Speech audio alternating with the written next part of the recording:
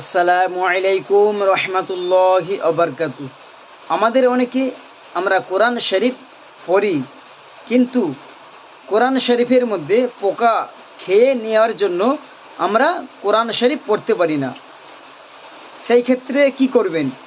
সেই কোরআন শরীফগুলোকে ঘরের মধ্যে রেখে দেবেন না কি করবেন? জি, সেই ক্ষেত্রে সেই কোরআন শরীফগুলোকে একটি পবিত্র কাপড়ের মধ্যে জড়িয়ে একটি কবর খনন করতে হবে কবরস্থানে গিয়ে, এবং সেই কোরআন শরীফগুলোকে কবর খুঁড়ে দাফন করে দিতে হবে।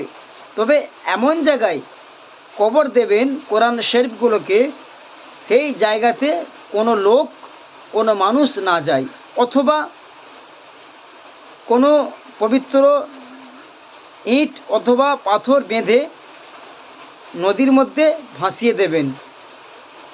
এটাই শরিয়তের হুকুম, এটাই শরিয়তের মাসআলা।